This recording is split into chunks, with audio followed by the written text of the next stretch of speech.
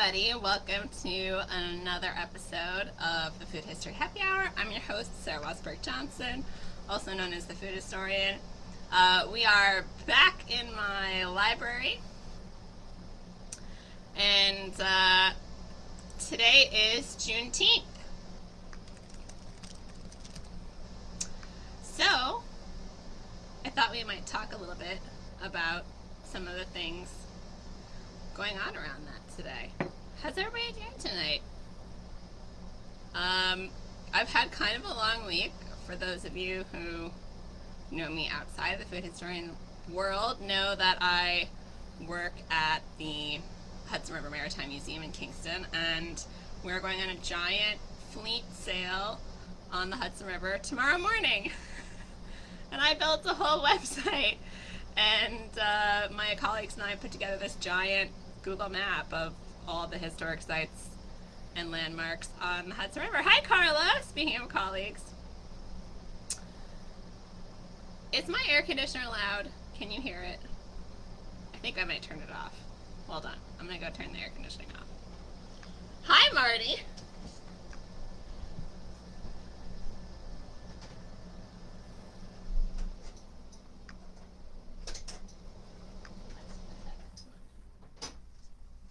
Okay.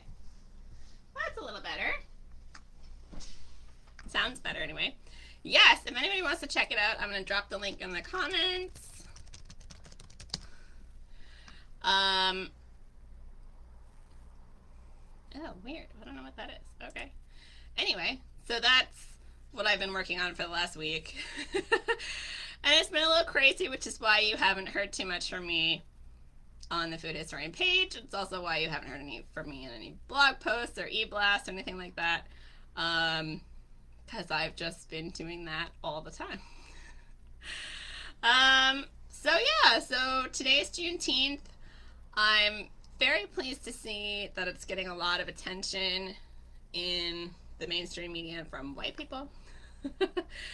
For those of you who don't know, Juneteenth is a celebration of the official end of slavery in the United States. It's when the Union Army finally got to Texas, and which was kind of like a holdout of Confederate sympathies, and finally read officially the Emancipation Proclamation and freed the remaining enslaved people in Texas over 2 years after the Emancipation Proclamation, and actually after the end of the war, right? Because the war ended in May. So a lot of people of color in particular, they see it as a more authentic holiday than 4th of July, because of course Independence Day 1776, not everybody was free, right? We had a lot of enslaved people in the brand new United States at that time, and there's seen some really interesting. So an artist took the painting of all the portraits of all of the signers of the Declaration of Independence, you know, that famous painting where they're all in there like signing the Declaration of Independence, and put a red dot over the faces of everybody who owned slaves, who owned people when the Declaration of Independence was signed. And it's the vast majority of the people in that room. And then he did a follow-up one where people who had enslaved people but then freed them upon their deaths, he did another one where he put a yellow dot over their faces. So, yeah, Juneteenth, man. More legit holiday. The poignant thing about Juneteenth, though, which I think a lot of people are maybe missing in all of the celebrations, is that it's 2 years after the Emancipation Proclamation. So these people in Texas, and presumably in other parts of the country too, but in Texas, continued to be enslaved for an additional 2 years after they could have been freed. So it's also a little bit of a sad holiday. Although, you know, the whole institution of slavery is very sad and unjust. So there's that also. So yeah, I think I'm gonna continue my tradition here on Food History Happy Hour of making a pink drink. At least I hope it's pink. Because red foods are associated with Juneteenth, because of the West African traditions associating with red, the color red. So, I thought about wearing red. I don't have any summer appropriate clothes that are red. All my red shirts are like winter. So I just threw on whatever t-shirt was closest. So the cocktail we're going to make tonight is called the Rose in June, which I thought was appropriate. It's from one of my favorite of the Bartender's Guide. It's the 1917 Recipes for Mixed Drinks.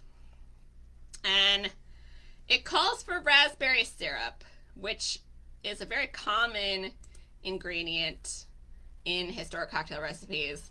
I don't have any raspberry syrup. I've had a hard time finding it in the stores.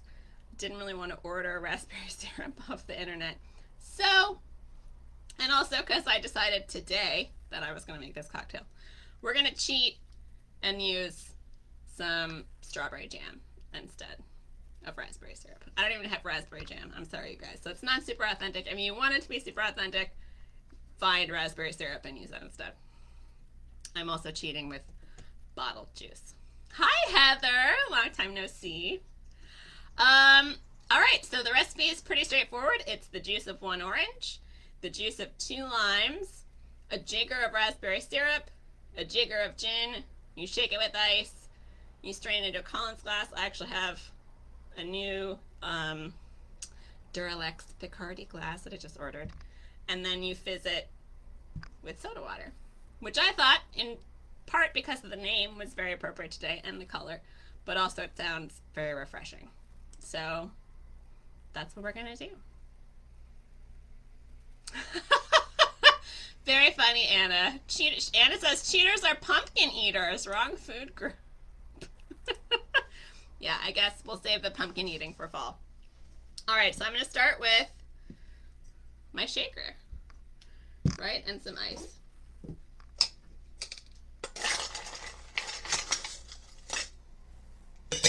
Oh, I'm waking Sweetie Pie up. All right, so it calls for the juice of 1 orange, which I don't have fresh oranges, and I'm going to guesstimate that that's about 1/3 of a cup. Oh, wow. I got my husband the very pulpy orange juice, because that's what he likes. Apparently it's so pulpy that nothing was coming out. There we go.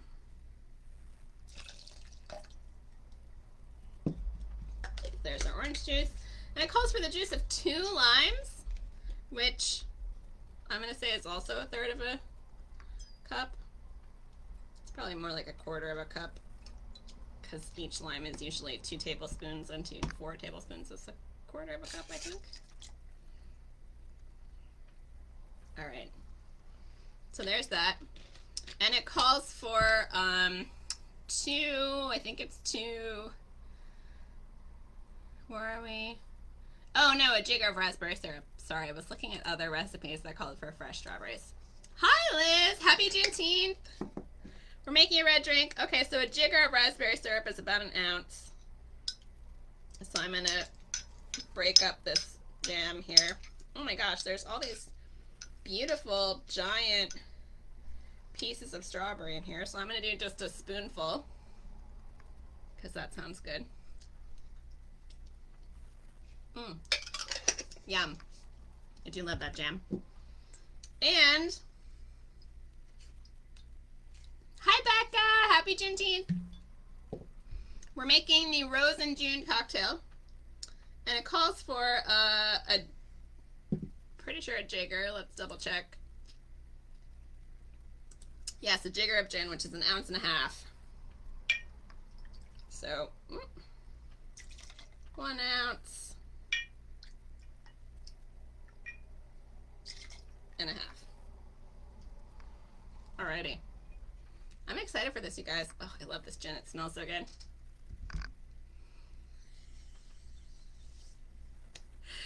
Oh, Anna, you're so sassy today. She says the juice of 2 lemons and the blood of 2 men. Yeah, I think we're going to skip that. Keep it to strawberries and citrus fruits here.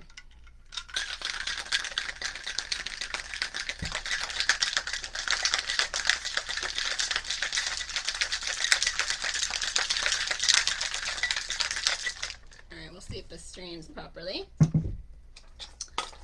Add a couple of ice cubes. In my glass here. Give it another little shake.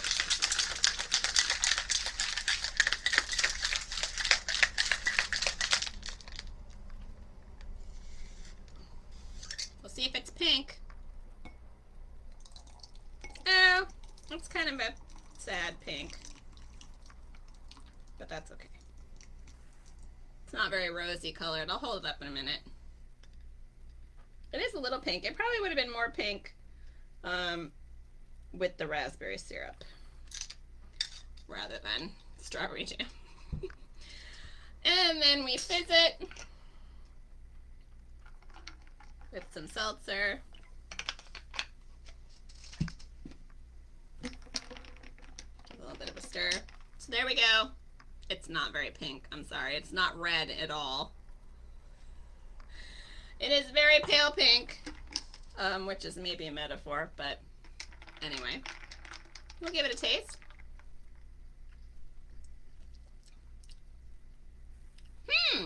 Doesn't really taste like strawberry at all. It's very...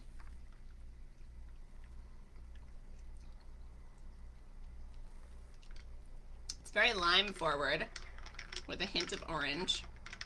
Not very sweet. You can taste the ginniness, but not that much. And it's not super fizzy because I didn't put that much seltzer in, because there was kind of a lot in there. Anna, that's because you left out the blood. I don't think the blood would make it red. I think the blood would make it like kind of a dirty brown color. Yeah, Anna Catherine, a lot of historic cocktail recipes call for raspberry syrup. And I haven't really figured out why. It must be that there was a commercially available raspberry syrup. I guess maybe it's like, you know, 19th century grenadine. I don't know. It was a thing. It was a thing. So anyway, this is the Rose in June cocktail. Not at all red for Juneteenth, sadly. I thought about making something with hibiscus, but the closest thing I had to hibiscus in the house was red zinger tea. And I had no time to go grocery shopping, so. Anyway. So, what's everybody up to tonight? Thanks for joining us. I know there's lots of Juneteenth celebrations going on. But I figured, you know, since this is episode 13, that I probably should just keep going. Heather, depends on how much iron the blood has. Yeah, this, that makes me wonder now, not to get too macabre here, but, you know, you acidulate water to dip fruit in to keep it from oxidizing and turning brown. I wonder if citrus juice would have a similar effect on blood. If it would prevent blood from oxidizing, because that's what makes blood red. Something to think about. Anyway. So I thought one of the things we could talk about tonight, because it has been associated with Juneteenth in the 20th century, is sorry, Anna's distracting me. You're looking for an audiobook while you're watching this show? Okay, that's fine. I see how it is. Oh, now Anna Catherine and Anna are giving each other book recommendations in the comments. You guys are too funny. So I thought we could talk a little bit about Red Velvet Cake, which is a fairly recent addition to the tradition of American cakes. Although American cakes in general, most American cakes are not that old. um, but the red velvet cake gets its name for a couple of reasons. One is the velvet texture, right? It's very soft, light cake, which has to do with the addition of baking powder, baking soda, and usually buttermilk, which makes a very tender cake.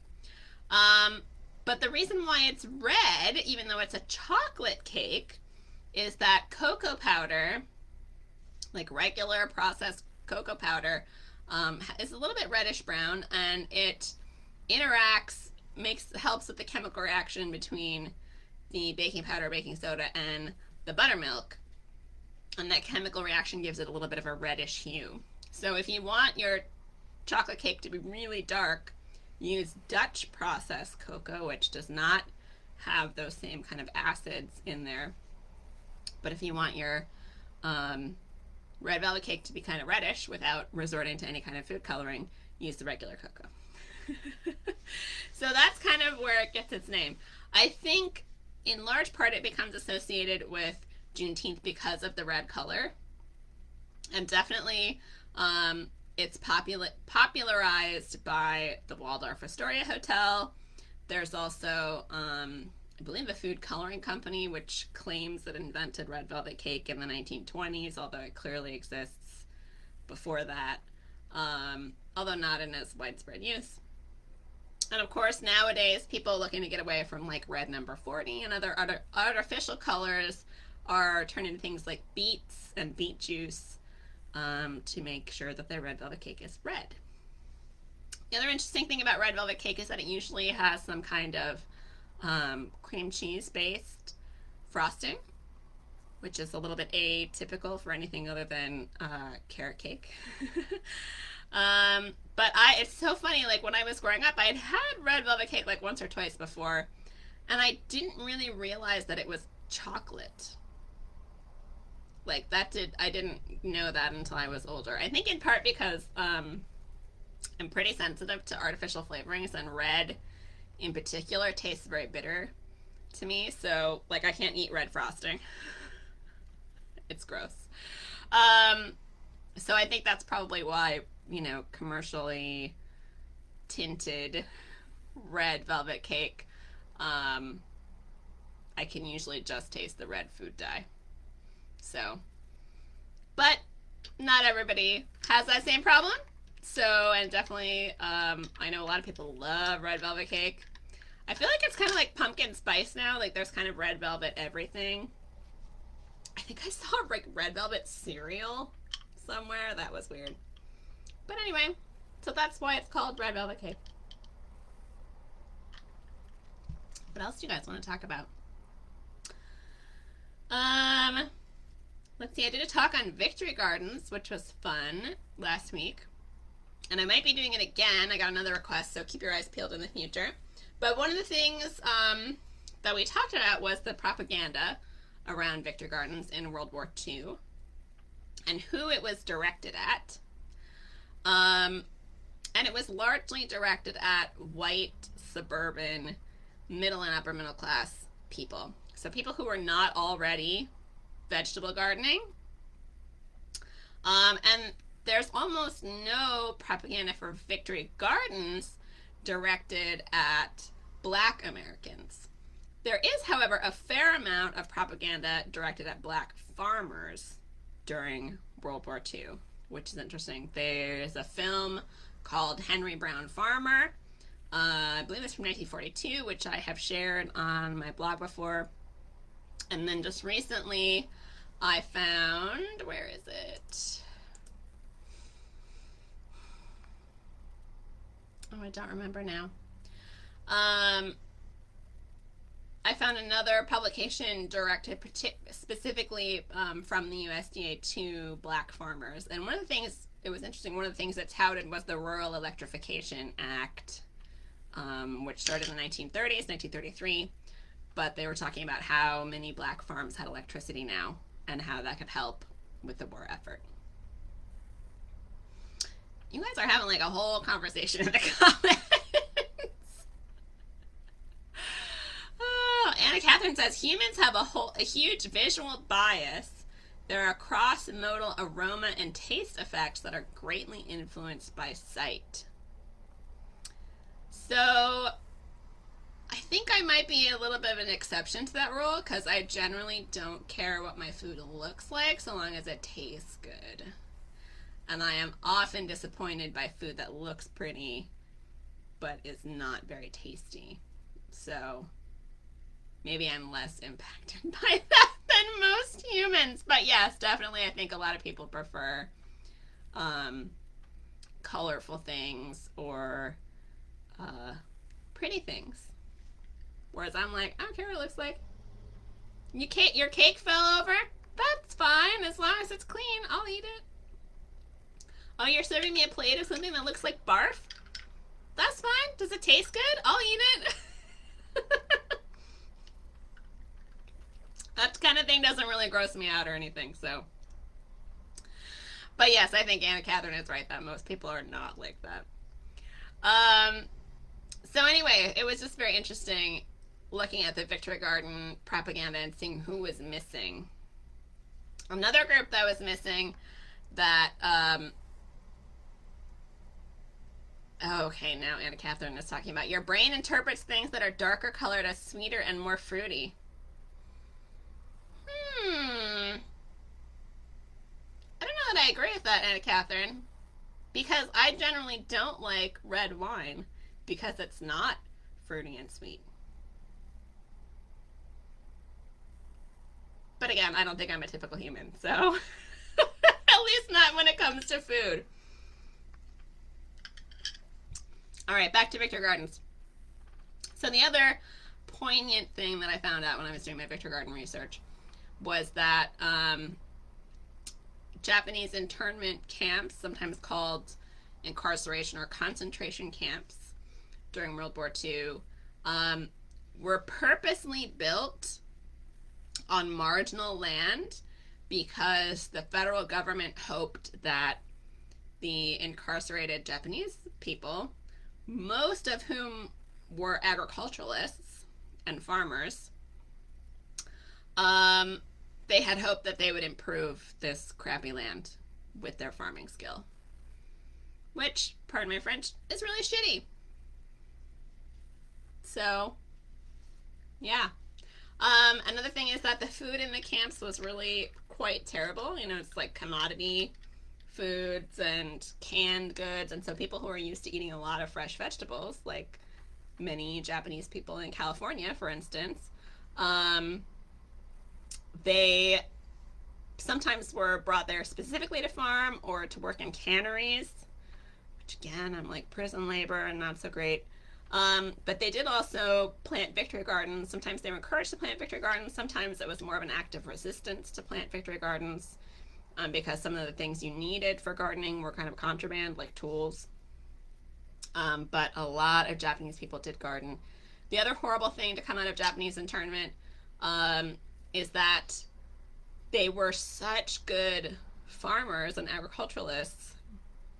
They were way more productive, basically per acre, than their white farming counterparts, that there were a number of white people who were very jealous of their land and the productivity of their land, and basically used Japanese internment as an excuse to take their land without paying for it.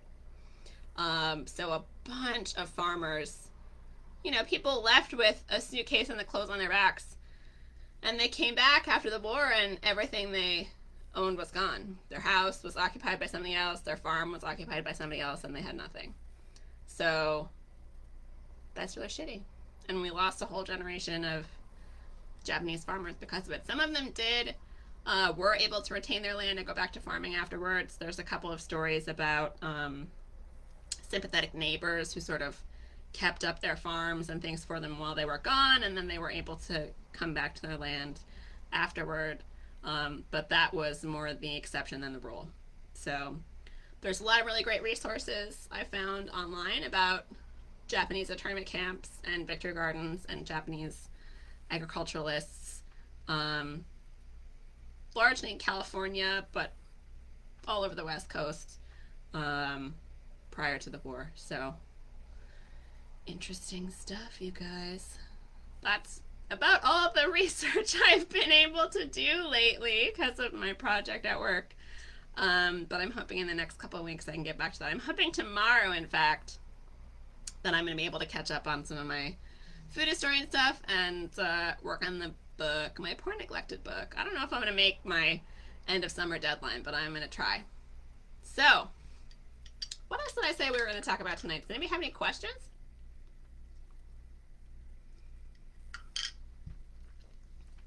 No? Is anybody else eating any food, celebratory food for Juneteenth or doing anything? Oh, I have been meaning to mention, if you haven't been around on Facebook with me or following my blog since February, I did post in February a blog post of Black food historians you should know. So one thing you can do to celebrate Juneteenth is go and buy books published by Black food historians and Black cookbook authors and support them. Even white authors struggle, with royalties and stuff like that, but it's definitely worse for Black authors. I came across an article a couple of days ago about advances, and this is mostly for, fiction, but the advances offered to Black authors were significantly lower than those to white authors. Like N.K. Jemisin, who's won a crazy number of book awards for her books, her trilogy of sci-fi books was offered only $25,000 advance for each of those books. They all went on to win giant prizes. They're huge bestsellers. And people who, their first book deal, they're getting offered like $200,000, $800,000 for their first books. And authors of color are getting like $25,000. So that is a huge disparity. However, thankfully, advances are called advances because it's an advance on your royalties, right? So you get paid this money up front, and then they subtract it from your royalties, and then once you've used up your advance and your royalties, then any royalties after that come straight to you. So purchasing books by authors of color helps them a lot. The royalties are part of their income, and so yeah, that's one thing that you can do, relatively inexpensive way that you can really help people in their careers. Hi, Tim. Okay, Becca says she's having chicken and anything red she has on hand for her Juneteenth meal. My Juneteenth meal was an omelet because I haven't gone grocery shopping like at all this week, and I have like nothing in the house. So I plan to go grocery shopping tomorrow, maybe. We'll see. Now that I'm not driving to work, I'm not stopping at the store every day, and also, of course, coronavirus. So anyway, I'm getting hot in here, you guys, now that I turned off the air conditioning. Speaking of, I think my next topic was going to be hot weather foods. So, I don't know if you've noticed, but there's like way more piles of books now behind me because I took all the books that were on this table so I could put a tablecloth down and put them on my bookshelves. But I did get, just the other day, this really cool little book. It's not that historic. It's from the 80s, but it's the Women's Day Book of Salads. I got it online, super cheap. I think it was like $1. I bought it on Instagram. And it just sounds fantastic. So this is on my list of things to do, is to go through here and make some yummy salads. They do definitely have molded salads in here. Like there's some molded a molded guacamole salad, which, what the heck? Why wouldn't you just eat guacamole? I don't know. But definitely, even into the 80s, molded salads were definitely a thing. And then there is also another little salad, oh no, cookbook that I have been cooking from. It's Good Housekeeping's Book of Salads from 1958.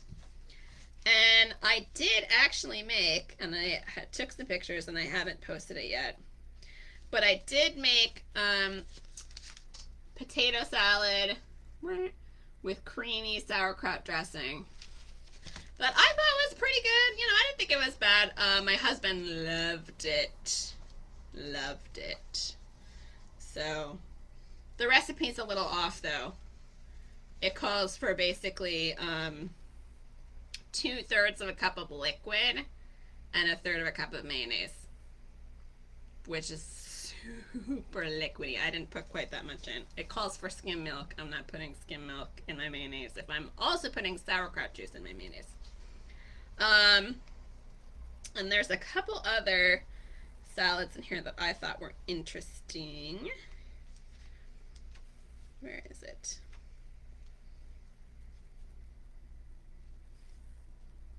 Lots of fruit salads. Maybe I skipped it. No, chili con corn salad, which is like a really silly name, but it's kidney beans, corn, ham, celery, pickles, and then you make like a mayonnaise-based French dressing with onion and chili powder and lettuce. I thought that sounded really good for hot weather. So anyway, that's on my list, is to make some vintage salads for summer. So the interesting thing about hot weather cooking in the past, of course, is that most people, when they were cooking over a wood stove or a coal stove, right? It's really not until the 1920s and 30s that people really start to have electric stoves, which makes things a little easier because you can turn them on and off. Gas stoves you could too, but definitely if you had a coal-fired or wood-fired stove, you kind of had to keep it going all the time, which was a source of heat in your house. And before that, you also had hearth cooking, right? In the 18th and early 19th century, you had open hearth cooking, which is why in a lot of southern regions you had something called the summer kitchen. So summer kitchen was usually an uninsulated wooden building away from the house where you did your summer cooking and preserving and baking, and you wouldn't be heating up the house in the summertime, right? So I'm kind of like, let's bring back the summer kitchen. So if you need to do all your preserving and cooking jams and syruping fruit and stuff for preserving, you can do it far away from the house and not worry about heating up the house so much, so that you can actually sleep at night. Because, I don't know, I think I've mentioned before that I grew up without air conditioning at all. Like, we had one window unit air conditioner in the living room, and I think my parents had one in their bedroom, and that was it. And they were like built into the wall air conditioners, not the window, like they were window units, but there was a hole cut in the wall because we had the casement windows that open like this. Anyway, so you might be wondering how I survived that. Well, for one, when I was growing up, it wasn't quite as hot in the summertime as it is now, thanks climate change. But also, my mom was really good at being very proactive about opening the whole house up at night, you know, opening all the windows, having the fans going at night, and then in the morning, you would shut all the windows and draw all the shades to keep the sun out, to keep it cool in there. And then if you kept air circulating through the house with fans and stuff, that kept you fairly cool. I also spent a couple of summers wearing Victorian clothing out of doors in on air-conditioned buildings doing historical interpretation. This is in high school. Um, and your body does acclimate. So I'm out there wearing a chemise and a shirtwaist and at least one petticoat and a skirt and stockings and boots and a hat, which does help actually. Um, in an area with very few trees out on the prairie, basically. And it would get real hot out there. Real hot. And sometimes really, really humid too.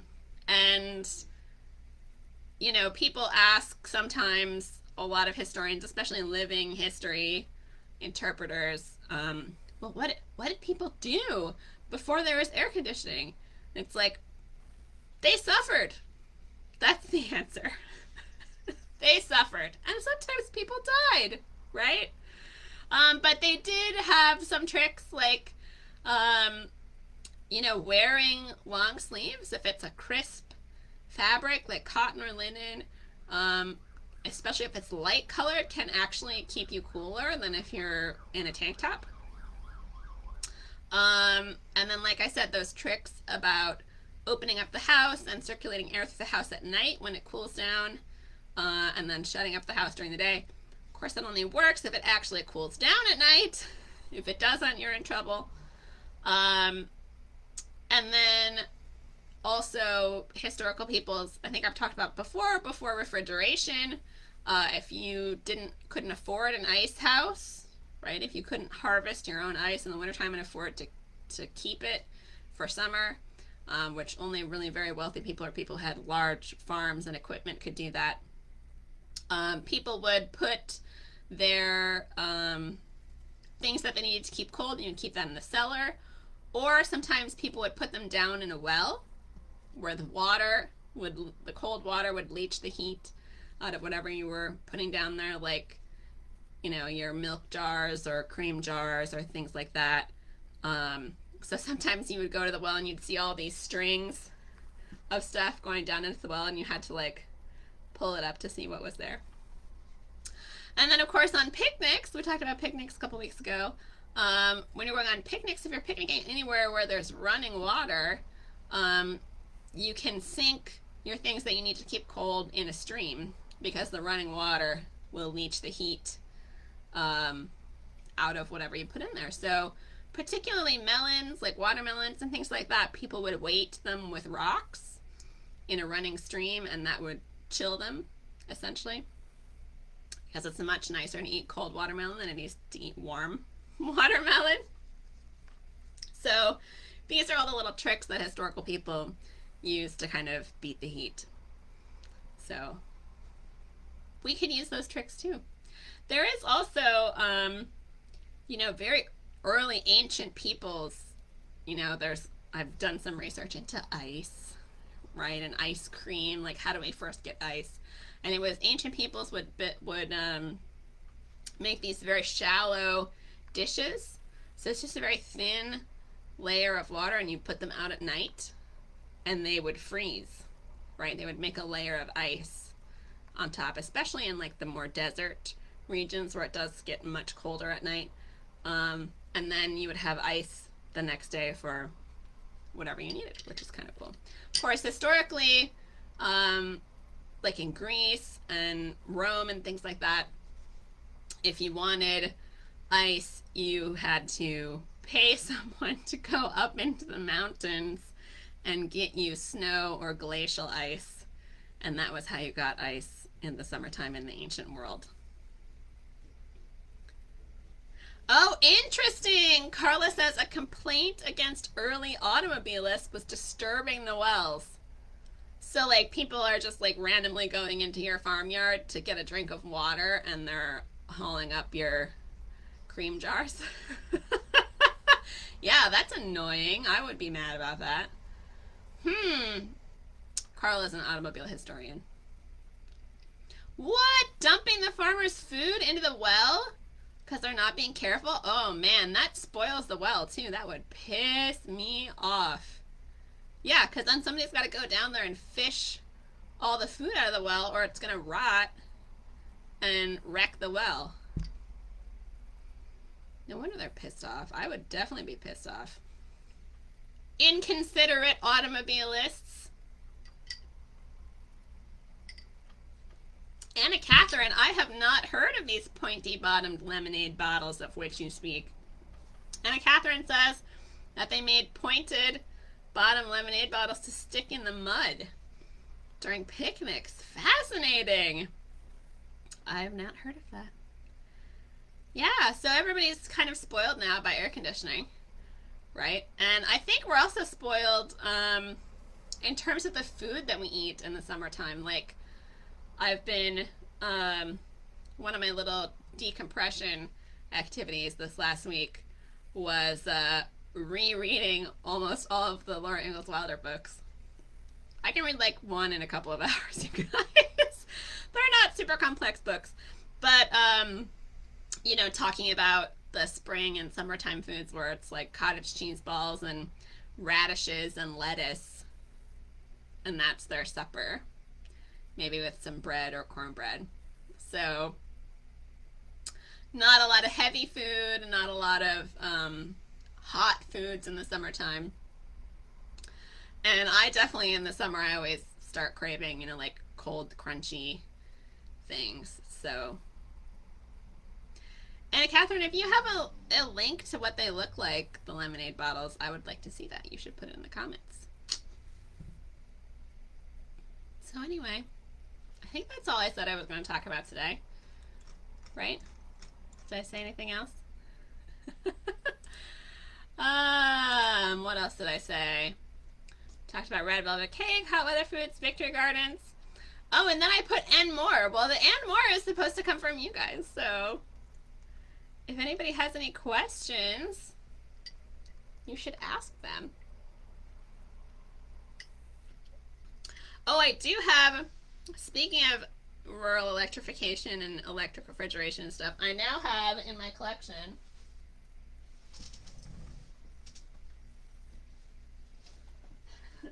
three of the same book. Frigidaire recipes. Let's see, this is my newest one. So this one's from 1929.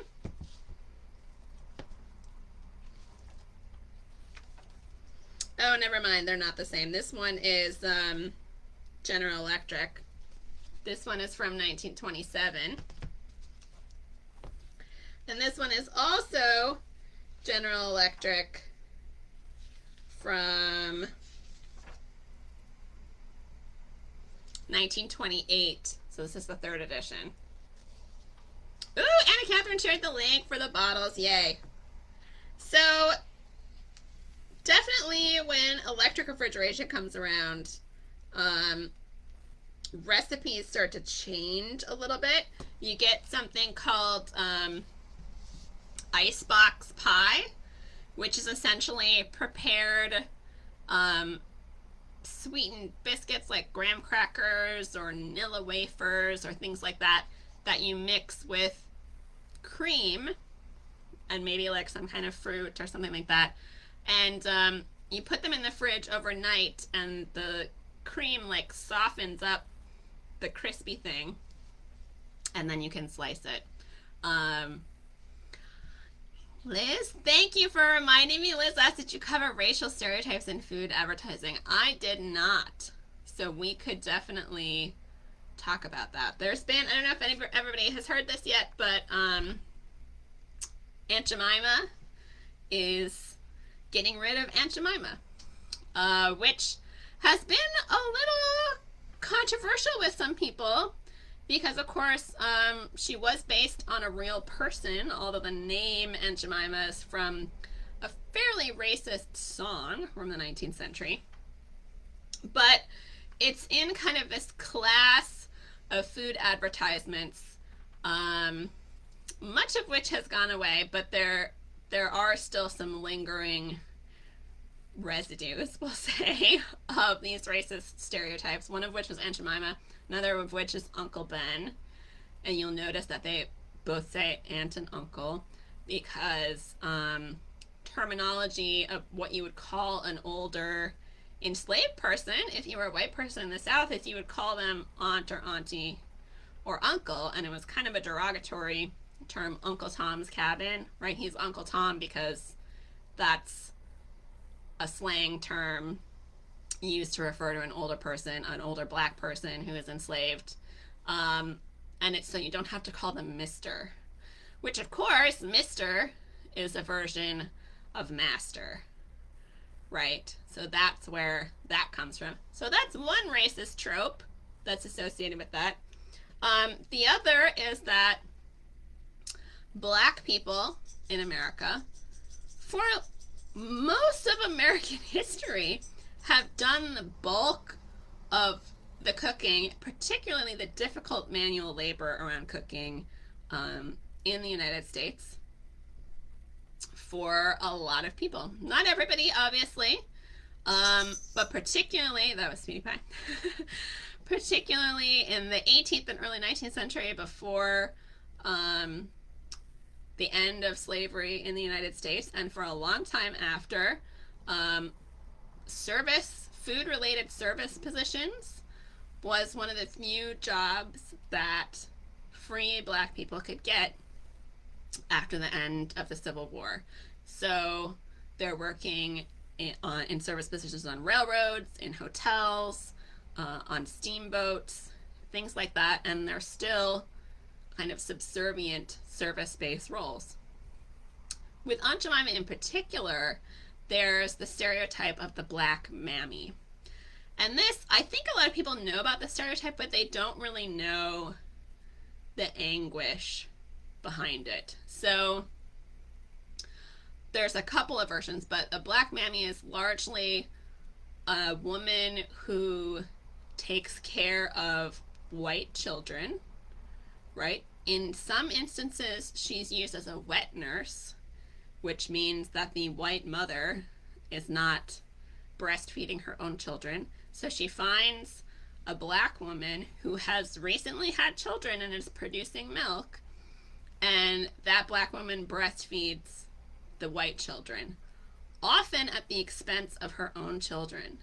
And there are accounts of women whose children died because there was no milk for them, and they were malnourished, and they got sick, and they died. So that is a big part of that role and that trope that I think a lot of people don't realize. Now, that's something that doesn't really continue into the 20th century, although women of color, black women in particular, are still involved in child caring and housekeeping roles, but they're not necessarily breastfeeding. But that's still part of that heritage, that you have to neglect your own children in order to take care of this white woman's children. And that continues well into the 20th century. You have women, black women in service positions as cooks, as housekeepers, as caregivers, working outside of the home because they have to earn money, because their husbands can't earn enough in order to support their families because of the jobs that are available to them. And they basically have to neglect their children on some level because they're out there taking care of other people's children, because that's the only job that's available to them. So to feed their children and to make sure that their children have a roof over their heads, they have to not be with them. So that, all of that history is encompassed in the stereotype of the black mammy, that she's this fat, happy, kind person who loves the little white children that she's taking care of. And maybe sometimes she did. And she has all this magical knowledge of cooking, but she's uneducated, right? That's another racist stereotype of the mammy, that she doesn't know how to read, that all of this knowledge is just inborn in her. It's this magical ability to cook. And that also gets translated sometimes into cookbooks. A lot of the early black cookbooks, because of slavery, people were not allowed to learn how to read and write. So some of those early cookbooks were actually written by white people on behalf of black people. I can't think of the one off the top of my head. Oh, it is, let me look it up quick. It's What What Mrs. Fisher Knows About Southern Cooking is an early black cookbook published in 1881 by a woman who was a former slave, who's brilliant. She opens a cooking school and everything, but she's not very literate. So somebody else has to write her story for her, which is another tragedy of slavery. So again, all of that is sort of tied up in this really romanticized, inaccurate stereotype of black women in cooking. Now, to their credit, the folks that make Aunt Jemima products did get rid of the black mammy with the headscarf in recent years. And instead she looks more like Black Betty Crocker, basically. But the terminology, the association with the song, I mean, I think it's just time to go. There's no reason to do that anymore. It's harkening back to a concept that shouldn't exist and doesn't really exist in the American psyche anymore. And I think it should go. Same with Uncle Ben. There's just no reason. Right? It'll be interesting to see what they call it instead. I don't know. But I was thinking about it and I was like, what about, I mean, because, you know, Betty Crocker is a made up white lady. I mean, certainly there's not the same stereotypes and tropes around her, but she's not on the box. Like, it still has the name, but Betty Crocker is not a racist trope of a name. But her face isn't on the box. Why do we have to have people's faces on the box? Right? We don't need that. We don't need that. So there are a lot of other racial stereotypes in advertising, particularly around black children, that I don't really want to get into because they are even more awful. But you can look them up on the internet and see for yourself. I'm also not going to say it on the air because it's so horrible, but you can look up the racist name for Brazil nuts if you are so inclined. Yeah. All kinds of stuff in advertising associated with that. But most of it is around the trope of there's this magical, happy person who wants to serve you, who lives to serve you, who's so good at their job, right? And that's what most of those stereotypical tropes are built around. And we don't need them anymore. We don't need them. There's just no reason to have them. So, time to go. Long overdue. Long overdue. Time to go. So anyway, that's my take on racial stereotypes in advertising. They do still kind of persist. And I don't know how people of color feel about this advertising campaign, but McDonald's for a while was really targeting black Americans in their advertising, and I was like, not sure how I feel about that. Oh, there is another, if you're interested in the history of black communities in McDonald's, there is a book that came out just recently, and I'm forgetting the title, so I'm going to look it up. It's called Franchise: The Golden Arches in Black America by Marcia Chatelaine. And it is about the role of McDonald's franchises in middle-class American, black America, kind of lifting up black Americans into the middle class, but, you know, fraught with its own issues. I haven't read it yet. It just came out, like, last year, which is, like, really new for a history book. It's on my list. I haven't bought it yet. But yeah, that's if you want to look at fast food franchising in the black community, that is definitely the book that you should check out. All right.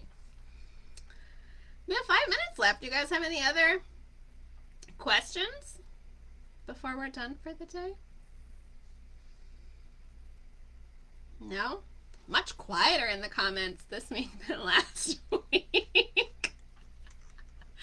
You guys were going crazy last week. I will just say Anna Catherine mentioned in the comments the illustrations in the Frigidaire cookbooks. And they are just gorgeous illustrations. Let me pull one up here for you. So speaking of cold things, so this is fruit cocktails, serve fruit cocktails in double cocktail glasses surrounded with crushed ice.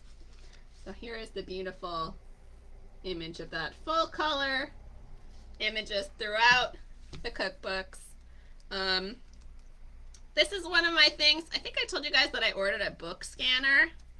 And I have a lot of public domain books in my collection now. And the book scanner's not here yet. They said it was going to be here in July. I keep getting an email like every week saying, your book scanner is still back ordered. But, you know, once things slow down at work a little bit, that is one of my long-term projects that I'd like to do, is to scan my public domain books that are not available online. Although I think the Frigidaire one is available online. I'll see if I can dig it up. But the ones that are not, put them online, and then that would be a food historian member benefit. So, oh, and I also didn't do a shout out. I got a new Patreon patron, Connie, and Alyssa joined us recently on Patreon. So thank you to them for supporting the food historian. And yeah, that's pretty much all I got, unless you guys want to talk about something else in the last couple minutes. While I drink my Rose of June cocktail. So quiet. So quiet in the comments today. Well, what I can do before we're done here is drop the link here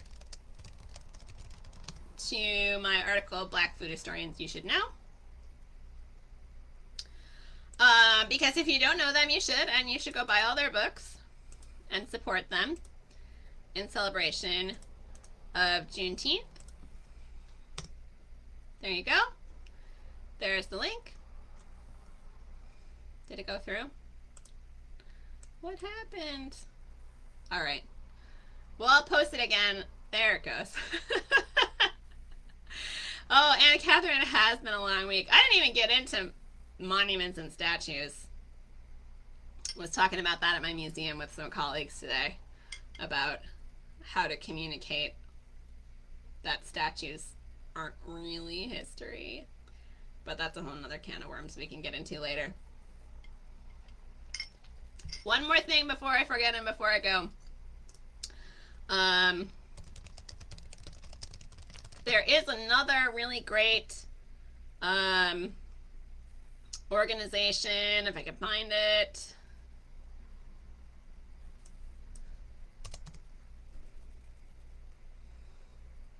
Oh, good grief. Now I can't find it.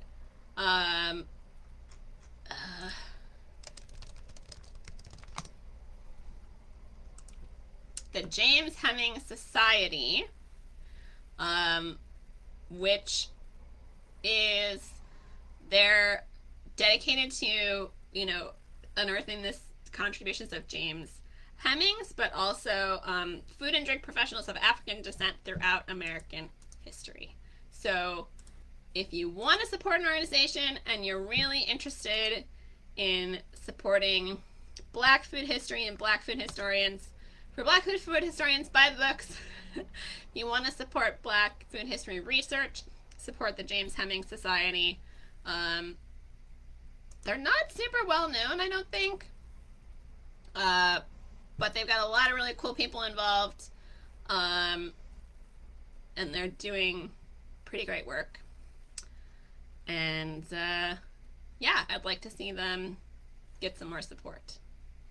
So go for it. I might even start a little fundraiser on the Food Historian page, you know, next week. When things in my personal life are not quite so crazy. And yes, Anna Catherine. Oh, lordy, monuments and statues. Yep. My favorite, we'll end with my favorite meme that I've been seeing going around with my fellow historians on Facebook, which is it's a picture of the Revolutionary Patriots pulling down the statue of King George III, which I believe was cut up and melted for bullets. That might be the apocryphal story. But anyway, it said, "Oh no, they pulled down the statue of King George III. Now nobody knows anything about King George III and the American Revolution." Because, of course, that's one of the arguments, is that no one will know the history if there's no statues. And I'm like, there's these things called libraries and history books. You should read them. Because the nice thing about history books is that history books can be updated and people find out new stuff all the time, and it's not literally written in stone or in bronze in many instances. So I'm all for public art, but, you know, let's make sure it actually reflects the real history and the whole story and not just one tiny sliver of the history, and let's not glorify people who are not reflective of the whole American experience. So I'm going to leave it at that. Thanks so much, everybody, for joining me this week on Food History Happy Hour. Happy Juneteenth. I hope you guys are reading more books about Black history and Black food history, and I dropped some links for you in the comments, and I'll put them on the blog as well. So thanks everybody again for joining me tonight. I had a great time. We'll see you next week. This is Sarah Wathford Johnson signing off. Have a good night, everybody.